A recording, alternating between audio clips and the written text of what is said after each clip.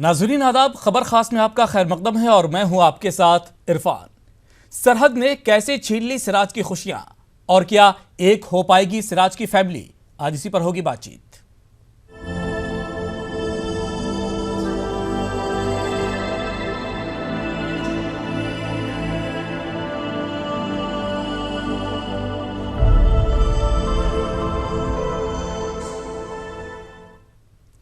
सरहदें ना सिर्फ इंसानों को बल्कि खून के रिश्तों को भी बांट देती है। एक बार फिर सरहदी तनाज़े ने एक बाप को बेटी से और एक बीवी को अपने शौहर से जुदा कर दिया।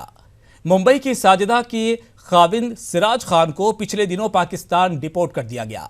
तब से साजिदा के घर में मातम का माहौल है। नाज़रीन आप ये रिपोर्ट देखिए, फिर गुफ्तगू पर आते हैं।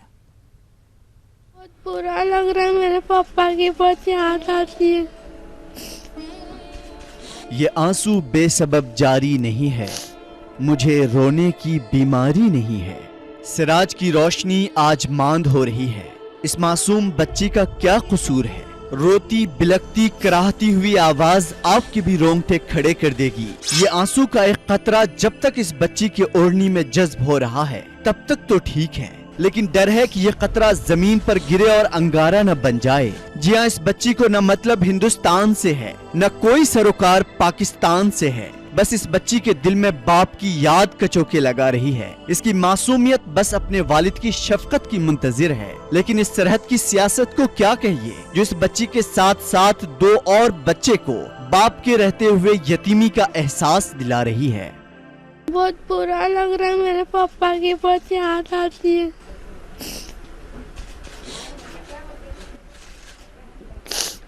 क्या चाहती हैं आप? मेरे अब्बा इधर पे जल्दी से जल्दी आ जाए।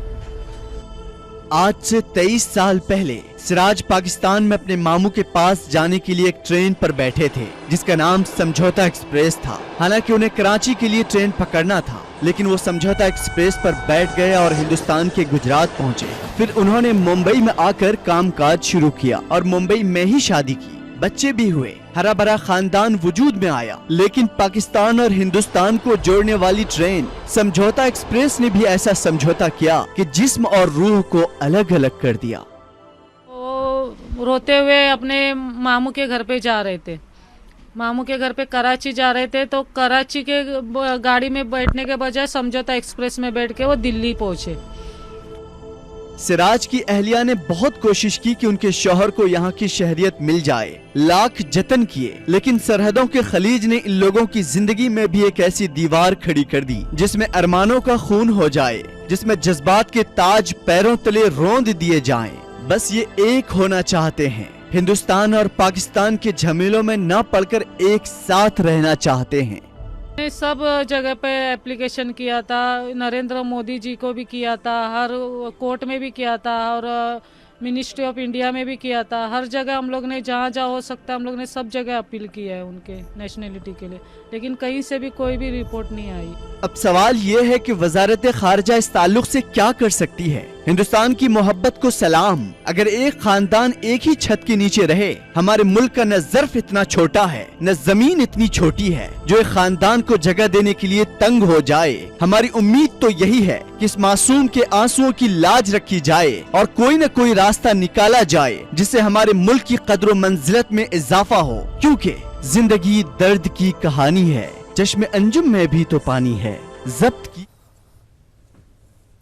तो बड़ा सवाल यह है कि सिराज खान की फैमिली क्या एक हो पाएगी, और इसी पर गुफ्तगू करने के लिए हमारे साथ साजिदा हैं, सिराज की अहलिया, वो हमारे साथ मौजूद रहेंगी। साथ ही अंजलि अवस्थी हैं, पेशे से वकील हैं, वो हमारे साथ जुड़ी हुई हैं, और रईस शेख लीडर हैं समाजवादी पार्टी के, वो भी हमारे साथ जुड़े हुए हैं, और सिराज खान पाकिस्तानी शहरी जो हैं जिनका ये पूरा मामला है वो भी हमारे साथ जुड़े हुए हैं। आप तमाम मेहमानों का बहुत बहुत खैर मकदम है।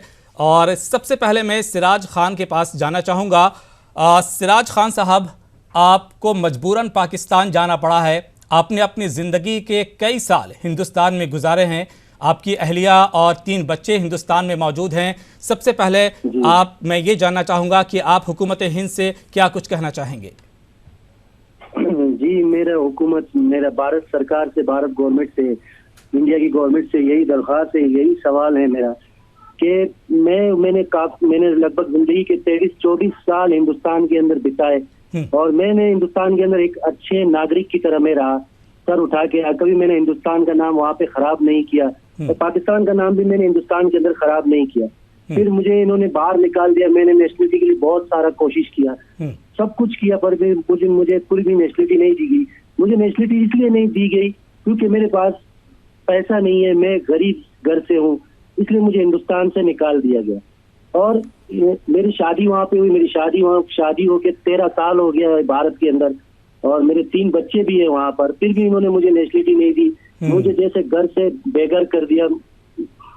बिल्कुल सिराज खान जी, आप हिंदुस्तान की शहरियत चाहते थे लेकिन हिंदुस्तान की शहरियत कोशिशों के बावजूद नहीं मिल पाई, लेकिन आपने कहाँ कहाँ गुहार लगाई शहरियत के लिए, आपने क्या कुछ कदम उठाया था, थोड़ा तफसील से बताइए। जी, मैंने हाई कोर्ट का दरवाजा खटखटाया, वहाँ भी मुझे नाकामियां मिली। मैंने मिनिस्ट्री ऑफ इंडिया को लेटर लिखा, मैंने मोदी जी को लेटर लिखा और सारे लेटर मेरी वाइफ के पास इसमें मौजूद है। हमने कलेक्टर साहब को लेटर लिखा, महाराष्ट्र सरकार को लेटर लिखा, हमने पूरी हर जगह वो लेटर भेजे जहाँ जहाँ वो लेटर जाने चाहिए थे, लेकिन किसी ने भी कोई भी जवाब मुझे नहीं दिया। ये कह के निकाल दिया मुझे कि आप एक पाकिस्तानी हो, पाकिस्तानी को इंडियन गवर्नमेंट नेशनलिटी नहीं दे सकती। तो मेरा सवाल ये है इंडियन गवर्नमेंट से कि मैं पाकिस्तान में सिर्फ पैदा हुआ हूँ, लेकिन मैंने 23-24 साल का वक्त जो है इंडिया में निकाला, मैं इंडिया में पला बड़ा, इंडिया में ही बड़ा हुआ।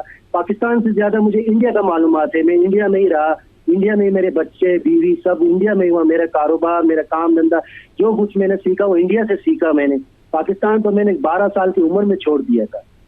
सिराज खान साहब, हम समझ सकते हैं कि आप ज़हनी तौर पर किन दुश्वारियों से गुजर रहे होंगे, क्योंकि आपने अपनी ज़िंदगी का एक बड़ा हिस्सा हिंदुस्तान में गुजारा है, आपकी अहलिया हिंदुस्तान में है, बाल बच्चे हिंदुस्तान में है, काफ़ी आप उन लम्हों को मिस कर रहे होंगे। सर, मैं एक हिंदुस्तान गवर्नमेंट से एक सवाल पूछना चाहता हूँ, अगर आप इजाजत दे तो। बिल्कुल जी, मैं जिस वक्त में इंडिया आया तो उस वक्त मेरी उम्र लगभग 11 साल की थी और उससे मुझे ये नहीं मालूम था कि मैं किसी के देश में जा रहा हूँ तो ये गैर कानूनी है या ये कानून के खिलाफ था। फिर भी इन्होंने मुझ पर केस लगाए, मुझे जेल भेजा गया, मुझे काफी हद तक परेशानी भी झेलनी पड़ी, फिर भी मैंने कुछ नहीं कहा। मैं जो कानून ने मेरे साथ किया मैंने स्वीकार किया, उसके सराखों पर उस फैसले को रखा और फिर इन्होंने मुझे पाकिस्तान डिपोर्ट कर दिया। आज मुझसे ये कहते हैं कि आप इंडिया वापस नहीं आ सकते, मैंने आपको डिपोर्ट किया है, लेकिन मैं सिर्फ इतना कहना चाहता हूँ कि अगर आप मुझे इंडियन नेशनलिटी नहीं देते तो ना दे, लेकिन कम से कम मेरे लिए इतना तो करे कि मैं पाकिस्तान से हिंदुस्तान अपने बीवी और बच्चों के पास आ सकूं और जा सकूं। कम से कम मेरे लिए ऐसे वीजा तो दे दे। मैं कानूनी तरीके से इंडिया आना चाहता हूँ। बचपन में जो गलती मैंने की थी वो वापस नहीं करना चाहता। मैं पासपोर्ट पे वीजे पे इंडिया आना चाहता हूँ, आना जाना करना चाहता हूँ। मेरी इंडियन गवर्नमेंट से यही गुजारिश है कि वो इंडियन एम्बेसी को कहे कि मुझे वीजा अलाउड करे पासपोर्ट के ऊपर, ताकि मैं मेरे बीवी बच्चों के पास आके रह सकूं और आना जाना कर सकूं। तो क्या वीजा के लिए आपने पाकिस्तान में अप्लाई किया है? जी, इस टाइम तो मेरा हालत पाकिस्तान में ये बना हुआ है कि मुझे अभी यहाँ की भी नेशनलिटी अभी तक मिली नहीं है और मेरे को नेशनलिटी मिलते ही मैं इंडियन एम्बेसी को अप्लाई करूंगा। लेकिन मुझे इमिग्रेशन डिपार्टमेंट ने अमृतसर में कहा कि आप इंडिया वापस कभी नहीं आ सकते। मैं ये जानना चाहता हूँ इंडियन गवर्नमेंट से, बताइए मेरी क्या गलती है? मैं बहुत छोटा था जब हिंदुस्तान में आया था, वो सारी हर एक चीज एक सबूत के तौर पे मेरे पास मौजूद है, मेरी वाइफ के पास भी मौजूद है। मैं पूरे इंडियन गवर्नमेंट को दिखा सकता हूँ, पूरे हिंदुस्तान की जनता को दिखा सकता हूँ। तो बताइए इससे मैं गलत कहाँ पे हूँ? बिल्कुल सिराज साहब, आपकी आवाज जरूर हुकूमत हिंद तक पहुंचेगी। साजिदा, आपकी जो अहलिया हैं वो भी हमारे साथ इस वक्त मौजूद हैं। साजिदा जी, क्या कहना चाहेंगी इस मौके पर? बड़ा अफसोस का मकाम है कि जिस तरीके से मजबूरन जाना पड़ा सिराज खान को पाकिस्तान, आप क्या कहना चाहेंगी? हुकूमत हिंद से आप क्या गुहार लगाना चाहेंगी? हुकूमत हिंद से मेरी यही गुहार है कि मेरे शौहर को उधर से नेशनलिटी ये वीज़ा अप्लाई करे ताकि वो हिंदुस्तान वापस आ सके हमारे पास, मेरे बच्चों के पास, क्योंकि हमारा भी उनके ऊपर पूरा हक है, मेरे बच्चों का पूरा हक है उनका। काफ़ी साजिदा साहिबा, काफ़ी दुश्वारियों का सामना करना पड़ रहा होगा सिराज खान के पाकिस्तान जाने के बाद, क्योंकि माली हालत भी बहुत ज़्यादा अच्छी नहीं थी। हाँ सर, बहुत मुश्किलों का सामना करना पड़ रहा है। बच्चे बार अपने पापा के बारे में पूछते रहते। बिल्कुल समझा जा सकता है कि किन दुश्वारियों से ज़हनी तौर पर साजिदा जो है गुजर रही हैं। अंजलि अवस्थी हैं, वकील हैं पेशे से, वो भी इस वक्त हमारे साथ मौजूद हैं। अंजलि अवस्थी जी, कानूनी तौर पर क्या कुछ इक़दाम किया जा सकता है हिंदुस्तानी हुकूमत की तरफ से कि सिराज खान वापस आ सके हिंदुस्तान? देखिए, ये जो पहले बात तो मैं ये कहना चाहूँगी, ये जो पूरा डिपोर्टेशन किया गया बहुत गलत तरीके से, क्योंकि जब सिराज का सिटीजनशिप एप्लीकेशन पेंडिंग है गवर्नमेंट के पास, उसको डिसाइड नहीं किया गया है। देखिए, ऐसा है ना, सेक्शन 5 सिटीजनशिप एक्ट में वो दिया गया है कि अगर कोई है जो इंडिया आकर वहाँ के सिटीजन से शादी करता है और वो एप्लीकेशन करने के 7 साल पहले से रह रहा है, तो उसको सिटीजनशिप दिया जा सकता है। और सेक्शन 6 में सिटीजनशिप बाय नेचुरलाइजेशन, जो मतलब 14 साल से रह रहे हैं। अब ये सब एप्लीकेशन जब पेंडिंग है और इसके बारे में कुछ भी कंसिडरेशन हुआ नहीं है, तो फिर ये डिपोर्टेशन इतने हरी भरी, इतने हश हश मैनर में, कुछ भी साजिदा को जो है, उसकी वाइफ है, उसके फैमिली मेंबर्स को कोई इंफॉर्मेशन न देते हुए, कोई ऑर्डर, कोई परमिशन, कुछ भी न देते हुए, एकदम कानून का मजाक उड़ाते हुए इन्होंने ये सब किया गया। तो इसलिए हमने जो है हाईकोर्ट में ऑलरेडी पिटीशन दाखिल किए कि ये जो पूरे डिपोर्टेशन है, इसको एकदम इलीगल और पूरी तरह से विशेषित माना जाए और सेंट्रल गवर्नमेंट को डायरेक्शन दिया जाए कि वो स्टेप्स ले कि सिराज को वापस इंडिया बुलाया जाए। सरकार का ये कहना है कि जो मुकदमात चल रहे थे सिराज खान पर, वो तमाम मुकदमात मुकम्मल हो गए, इस वजह से अब हिंदुस्तान में उनके रहने का जवाज नहीं बनता, इसलिए उन्हें पाकिस्तान डिपोर्ट किया जा रहा है। अच्छा, मैं इस बात पे ये कहना चाहूंगी, जब 2014 का जो केस है उसमें कन्विक्शन हुआ और वो 6 मंथ जेल में था, उसके बाद आपने कोई डिपोर्टेशन का कोई भी स्टेप नहीं लिया। और यही नहीं, जब गुजरात से भी जब वो मुंबई आए, तभी भी कुछ भी डिपोर्टेशन के लिए तुमने कोई स्टेप नहीं लिया, कुछ भी नहीं। इन अ वे तुमने उनको अलाउ किया, वो या रह रहे थे या शादी की, उनके बच्चे हुए, और उसके बाद में 5/12/2017 को कुछ बताए बगैर उनको डिटेन किया गया। ये कैसा मतलब कानून? बिकॉज डीके बासु केस है जिसमें कहते हैं किसी को अरेस्ट करे तो उनके फैमिली मेंबर्स को इन्फॉर्म करना बहुत जरूरी है, कोई तुमने नोटिस नहीं दी। और सर, सबसे बड़ी बात यह है, जो पहले जो डिटेंशन ऑर्डर दिया गया उसमें गवर्नमेंट ने लिखा था कि सिराज जो है पाक ऑक्यूपाइड कश्मीर से है, which is a part of India, और अभी एकदम सा तुम कह रहे हो कि नहीं वो पाकिस्तानी, उनको डिपोर्ट करना है, और तुम 3-4 महीने उनको डिटेन करके रखे, कोई भी नोटिस, कोई भी इंफॉर्मेशन उनकी वाइफ को नहीं दिया गया। वो पुलिस स्टेशन जाती रही, उनसे झूठ बोला गया कि ये केस के सिलसिले में है। और सबसे ताज्जुब की बात सर ये है, जिस केस के लिए उनको डिटेन किया गया उस केस को विड्रॉ किया गया। पब्लिक प्रोसिक्यूटर ने, एक सेक्शन है 321 सीआरपीसी के, जिसमें ये इनएफेक्टिव केस है और इसको विड्रॉ किया जाए। और आपको ये जान के और ताज्जुब होगी कि लर्नड मैजिस्ट्रेट ने इसमें ये ऑर्डर दिया कि गवर्नमेंट इज नॉट इंटरेस्टेड और इसलिए ये एप्लीकेशन किया गया और इसको हम विड्रॉ कर रहे हैं। तो आप बताइए ये मतलब क्या चल रहा है?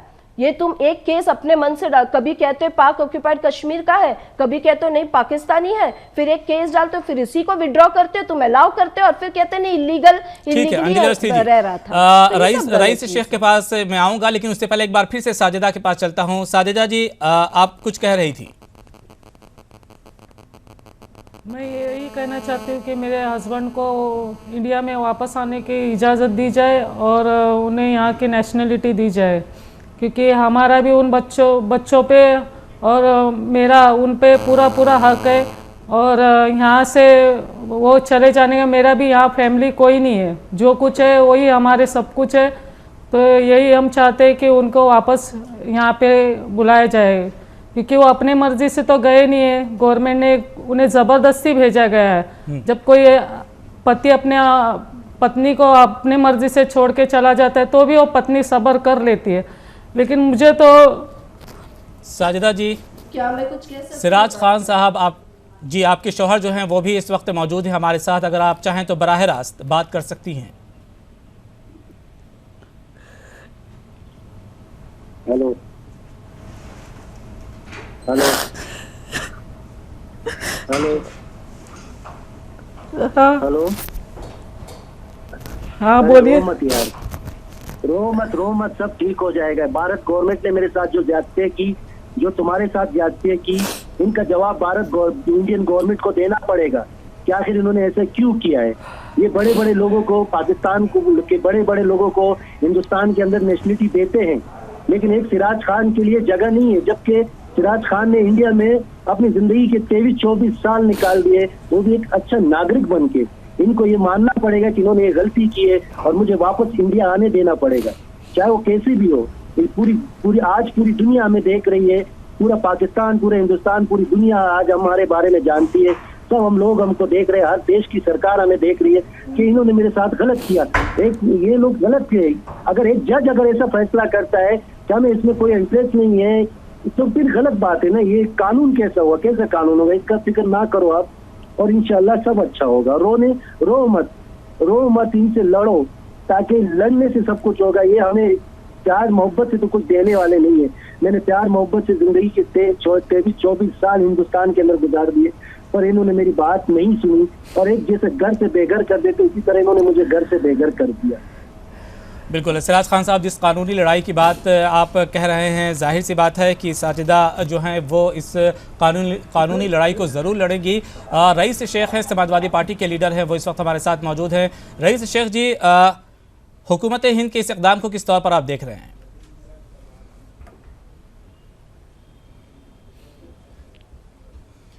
देखिए, अवस्थी जी ने तो पूरी तरह से बताया कि जिस तरह से नाइंसाफ़ी इस फैमिली के साथ हुई है, सिर्फ पाकिस्तान का स्टैंप लगने से बिल्कुल तवज्जो ही हुकूमत की बदल जाती है, नज़रिया बदल जाता है। लीगल ड्यू प्रोसेस को फॉलो नहीं किया गया, और आज जिस तरह से इस फैमिली को बांट दिया गया है, एक तरफ सिराज है, दूसरी तरफ 4 हिंदुस्तानी नेशनल है जिनकी फैमिली को आप बर्बाद कर रहे हो, जिनके सरपरस्त को आप ले जा रहे हो।